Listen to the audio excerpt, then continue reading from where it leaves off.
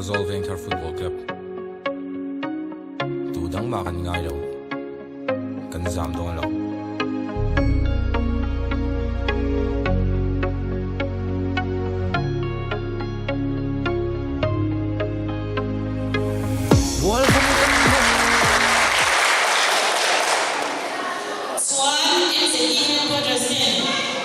opening song binon saksak don buka tin china sui don ka kan zai thia som te ding le thot se tharo moya me le ma pia eso ani ni foi ni mi tha tu tu te ni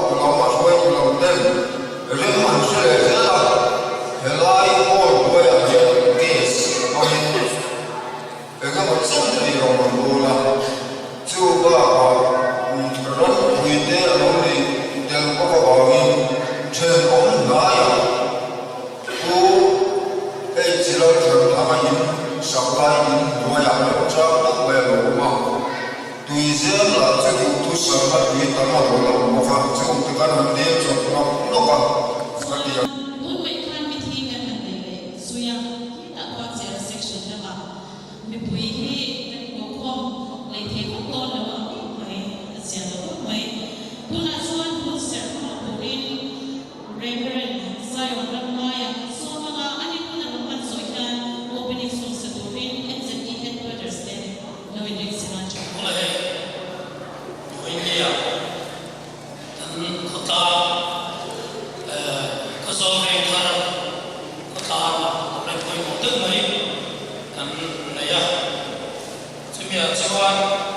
se te mang turin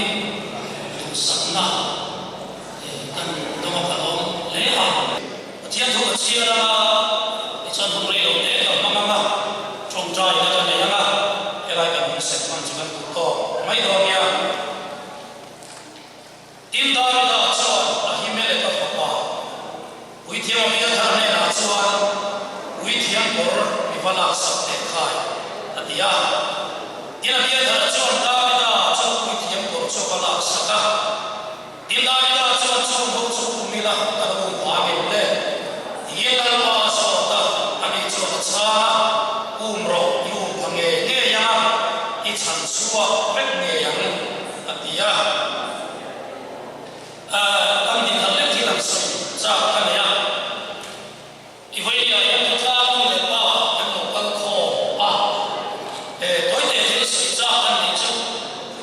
ta bi da ta ma ra be yin na par chi na ne na ne lo wi ki na ho chi na i chua he chu po ya se ta lo ho ne ri be tu rin ra ma kala ama lo chu ra ma kala lo ho le hian a be se ni lo ma chu ma lo the ma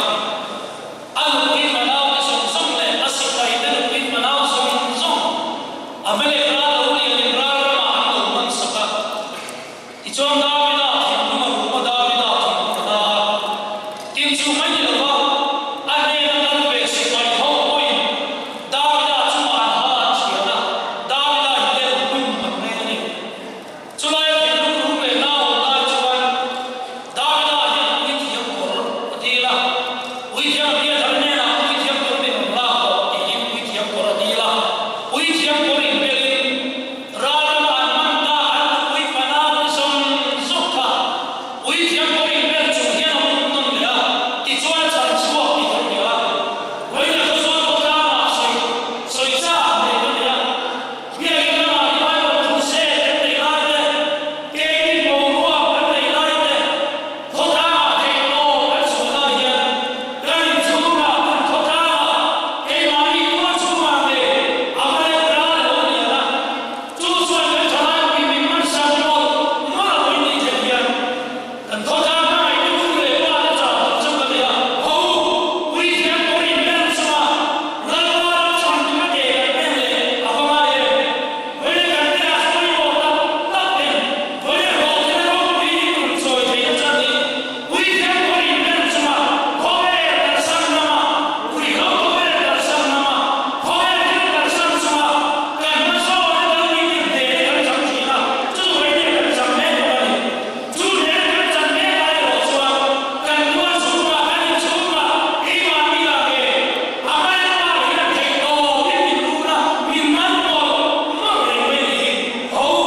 ram ma me le cha ba ni la we ni a he ui he ni lo na lo mu ni na ne ku ni cha la le ka cha chu we ni a ni la ka sa sa ta ka pe a sa na na ni chu do we ho ni lo ni ro chu hi na cha ni ui thiam ko ri me chu ma ko me ti sa na ra ma te chu ni na an ro cha ni chu chu we ni a ni kan ko ta lo na ma kan lo lo se te ro da ra ho kan kan tum se a ni la la na ni pi thiam ko ri me ho me ni ho ma sa na nu na ta ma la ta sa na a thiam na na lo ni we ni a ni lo lo ko te kan sa ko chu ni a lo te ra chu ni so te thang kan so se na ni so na sa te ko we ni a chu ho me ni a lo ni kan so ni ma te ni ke ho ni tu na chu a lo kan te na he mai a lo ni we kan ma so na ni na pa ni ni a da ni ni ma se ni ni ke tu chu a ma le ra lo ni chi bu chu ma e me ni chu na pa ni ma ni fa sa ti we ni a te la ya ko ta ma mai tu ra ma mai tu lo kal ko te kan cha chu ni a thiam ni ka thu man so se ta lo chong choi le lal pa le wa siam tu e ti ma kan ti min ma mai tu we ni a ko so ka be ka ho so ma ti ro ui tak min ti sa ta we ko ta chu tu ta he ro ma man siam ni na ma ma ne le lal pa i ko na wa kan cha le kan tu ni ti kan pi a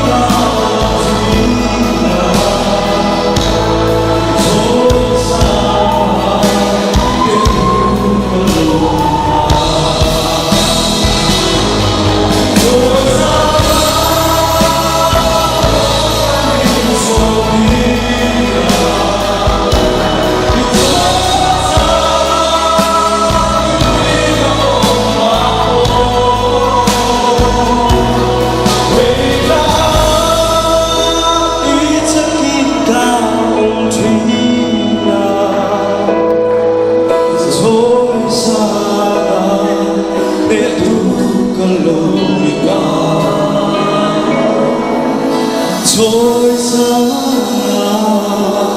để tu kalau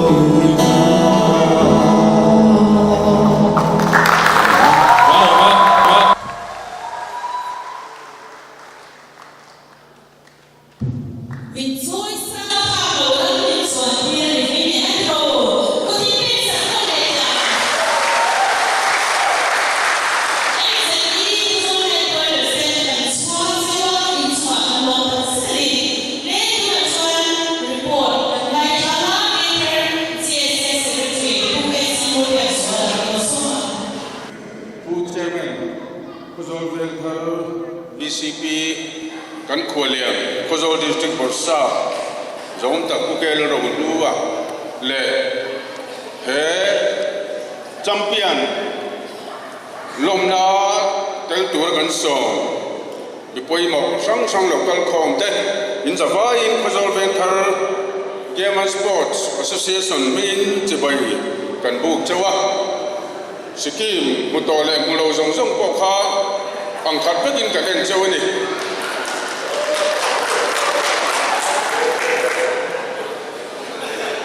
Oleh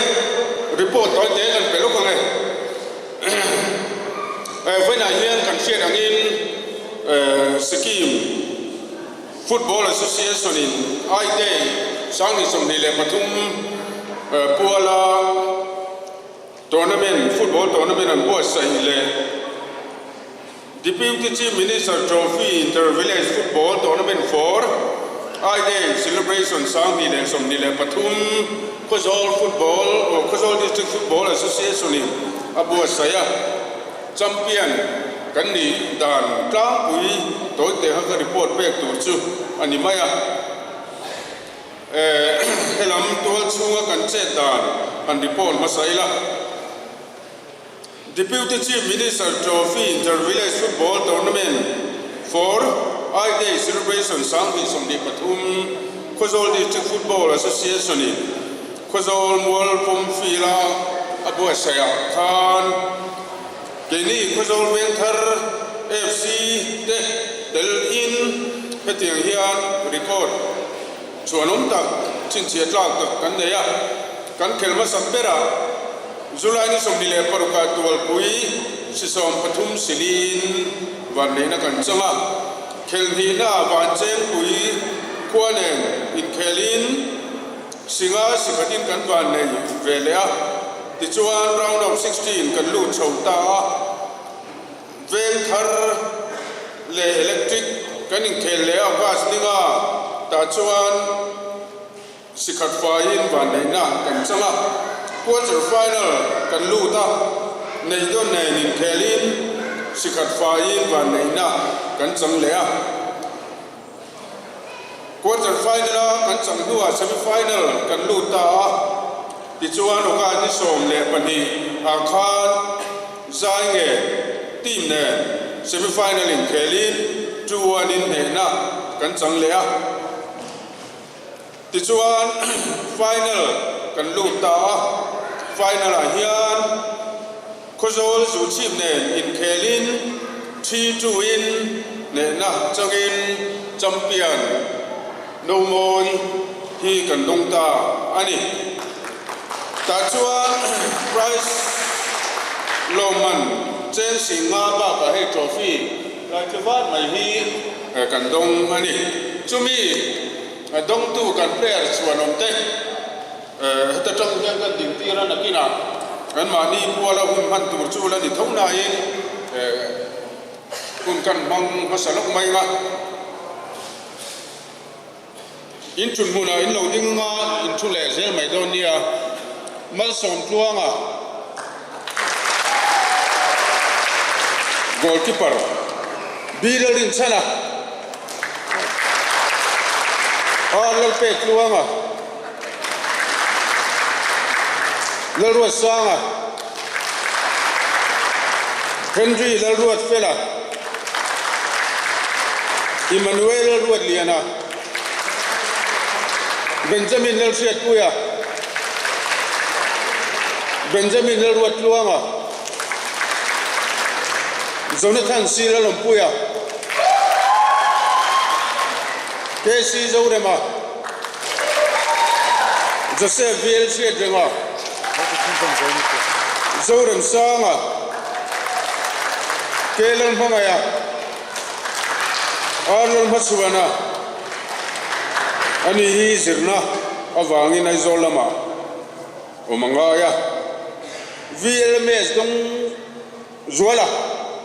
ani po zirna awangin ai zola omangaya lelruat dika alo momer coach lelrin zola physio lel choi tluanga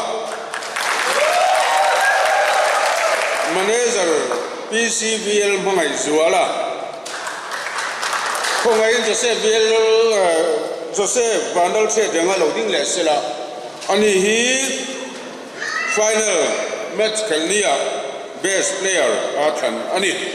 lekhan kha Khozol Venthar FC ID Sanghi le somni Pathum Khozol Mualvam field kan lomna Venthar thang min chua pui tu te ani Tisuan Sikim lam hoin ril ru lo seng le don tran tai la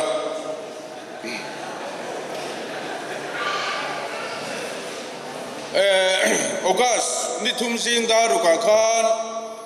deputy chief minister zom takin Khozol Venthara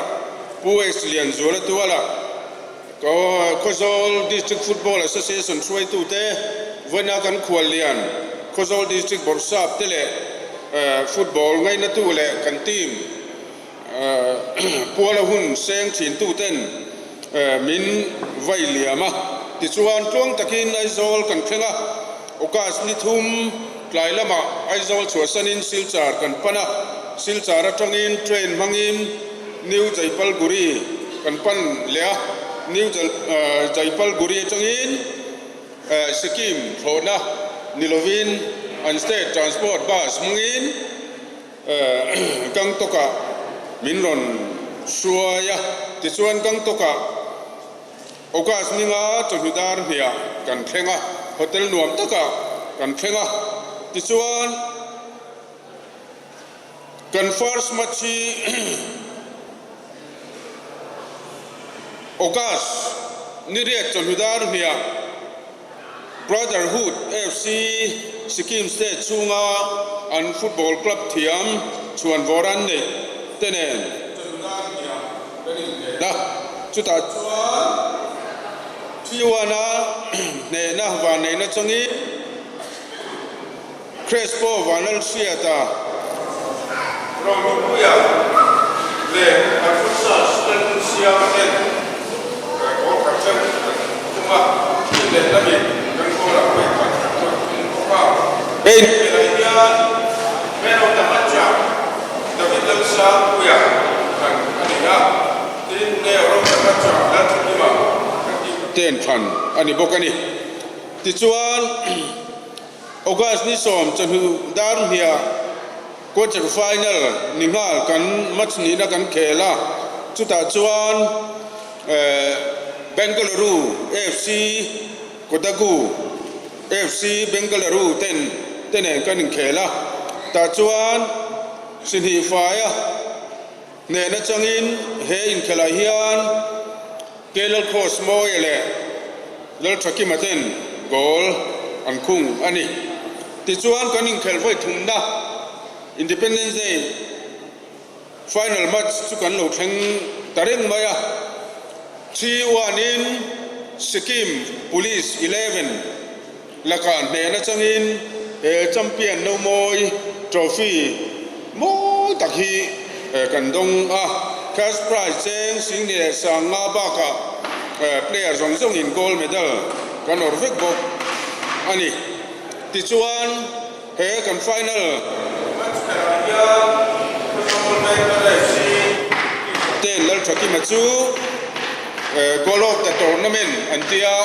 tournament chunga red goal moi ber loman adong ani tisuan Sikima hian Venthar Khozol Venthar football team te hian goal kan thun zong zong hi goal riat ania kan lama goal lu cha chu goal ni ani chuta Sikkim Football Association in Idei Trophy Abu Saya Kozol Veng Thar Tana Thang Min Chua Pui Tu Te Han Din Tir Vele Donila Chome Rem Sang Puya Umem Ten Zol Kuania Rem Sang Lo Ni Rem Ruat Fela Umem Hello Umem Alphonsus Ngalbun Siama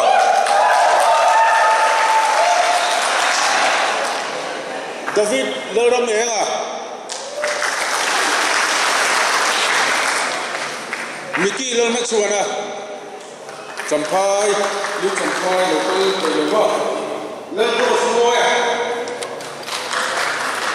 Sikam Lui Mangka District Media Pesco Valencia Kalka Lelong guna siapa? Lelong cara. Kecuali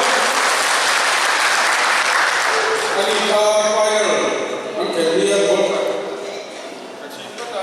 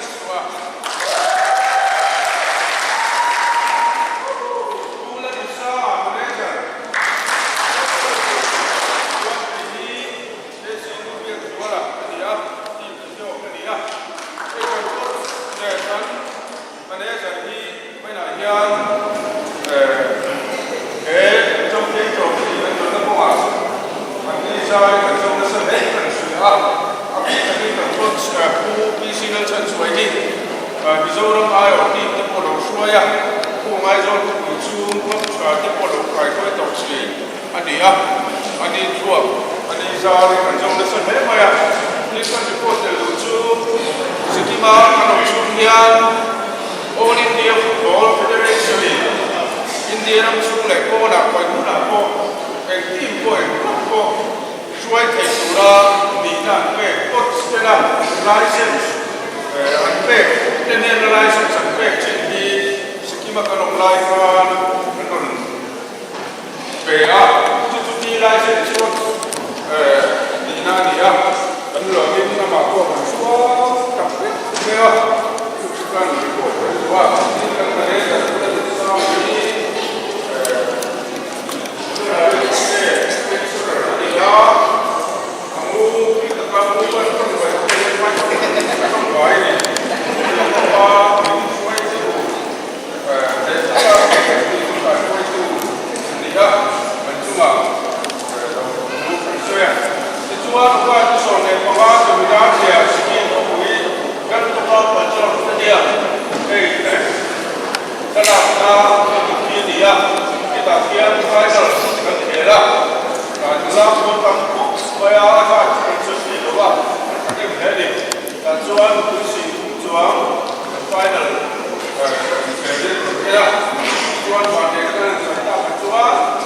Champion Trophy lâu môi hi anh chị mình sản xuất ta về là trong đi hành động kiểu chuan cái chắc cái man golo ta tổ nó mình làm mình ta có hành động anh đi thì chuan chút số gan như sau mà anh đi anh tu số gan như sau này còn cả các tộc chuột sân bóng tụ đến Sikkim State có một chuột sân Siliguri achongin gauhati kanon pada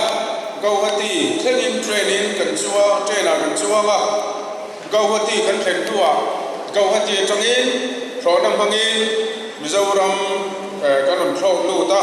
ti chuan leng ku airport chamadar som pakhat pela kanon thlenga chuta chuan airport a Kozol welfare committee aizol suai tu ten banar mo tangnen milong buaka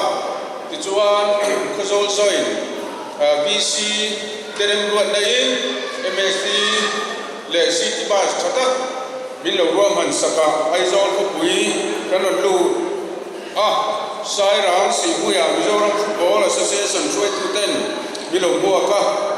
chadui milong buat saya ti chuan okas ni som le paru zana aizol dia in atu okas ni som le pasari zitong nia zinda ruka di chenakan soi Kozol soi BC tena min ruaman sak Mizoram State Transport Bus dilak bus nuam taka aizol suasai Kozol kan ron pada laidar thum vela Kozol longlutin tuisen kulai Kozol ko chuakuan all NGO le Kozol District Football Association ta kai suai dai banar mo tak nen milo bua ka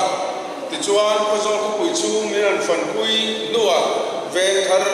kilai bun lu laya kan pualin hun anan bang ani kha ka tiang zong zong khan lom thu kan soi amaro chu dakina kan coach le Kozol ven thar Gamers Sport Association president lom chu soi no hun chu ron hong don thowa lom chu soi na lam ka chu ko ta om sela tiang chuan Sikkim Football Association ni ID Pola Football tournament na buat saya Kozol Venture FC chuan champion trophy dongin lim takin kan lo hong ani kan report ben le met dong chu champion trophy kan don ruala til khen pakhat chu October ni som thum atama November ni som sang ni le pathum chu khian Sikkim pokui kan to ka pokhian All India Ground Gold Cup khel tura tin sa kan nia tuna hian in ko saina kal pui tran le me ania champion lowina chuan All India Gold Cup hi kan khel thei don lawa kan champion ta ka wangin Gold Cup hi khel thei hin bura kan ding ta ni ti kha kan report tel tu ko ani ti chuan report ta benda Kozola Independence Day Football Trophy KZDFA Sikkim Football Association ID Trophy Award Champion dengan tak mencak itu ang mencak itu Kozol Venture FC players Sikkim Tante Suami Jumsum Tejuma Terbaik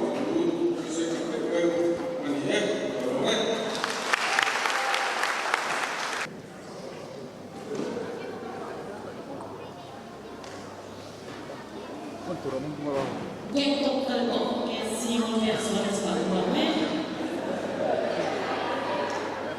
Mendala saya cuma Boyo de saya William Yari so big kan dia sudah semua profession dia berbuat sebenarnya soalnya cik bos lain mungkin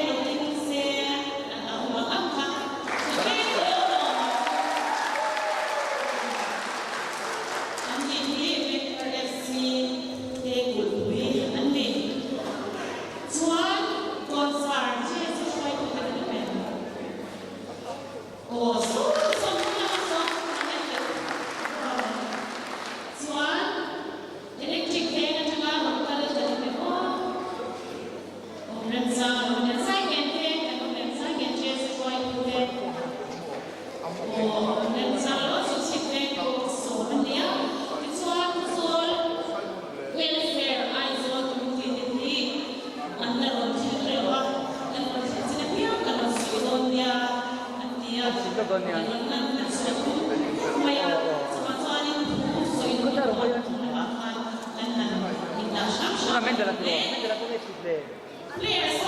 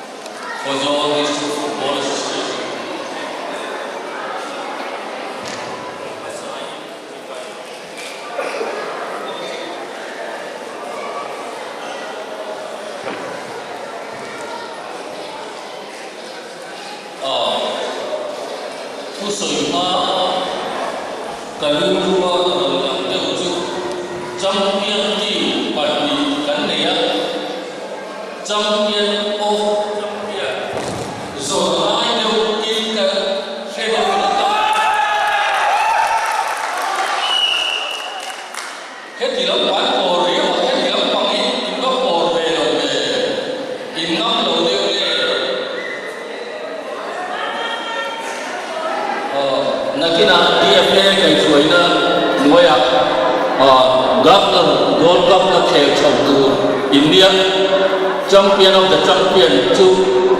Lazomila Academy.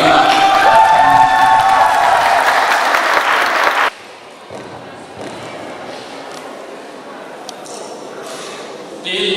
consider to hetiama loman trophy lomna angji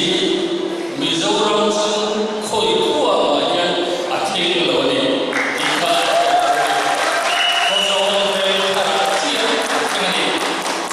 hei aro udang dai dia tu kan von zel ni dia kan ho tu te sport la kan ho tu te ma cha takin la sport la pang ki ma so na Mizoram infrastructure atwa na thona na sabya ju sport department dia sport department cha untal kania akhir tu kania hei sami song pokwa sport ta infia milita media serta 5% hau ani chung yang dia chu serta na from samala chu ma chuan he in thiam na championship in nei na te from certificate no don te da khiau ko ni nakina chang kai na hun ayom do ni ti kha kan soi dua in sami som ni kha sporting incentive to ko noi som ni pa ve chang kha ni noi za a chua world level champion tu kia ko ko ni kami astai som kan sporting incentive to ko ni pe chuani tu wang chuani sport ni zo na tin na dia yan sport dai ro ong lai ni tung kum ti lam pang chang ko ka ka chu china football bi ki zo na ta ni bizau ta ko sateli tu na ya professional footballer an ni ya tu ti ani in sense ga pe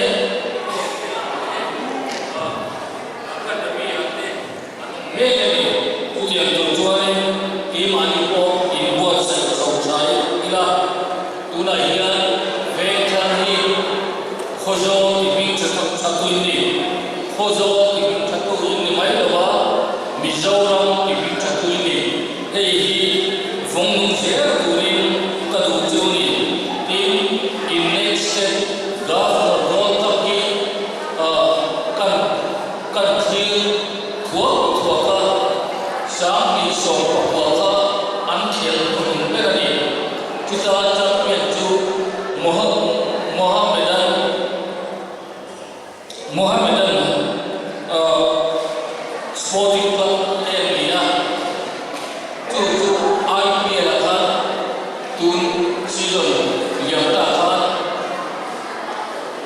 pasarina ni dia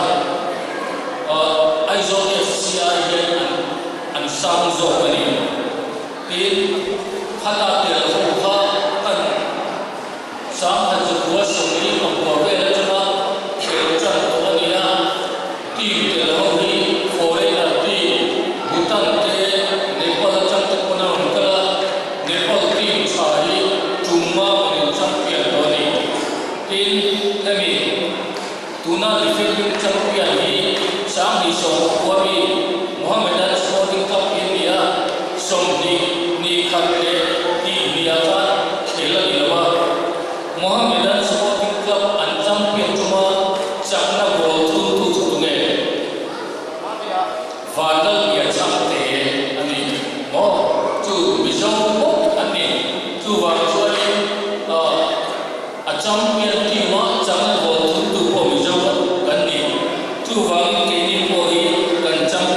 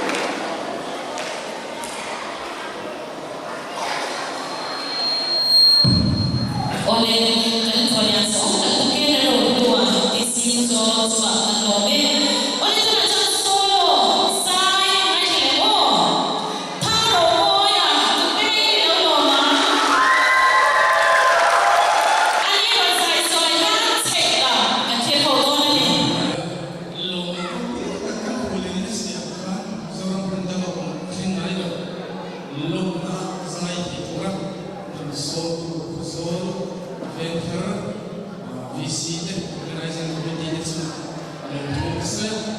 Heng Hua, Kaisaka, Heng.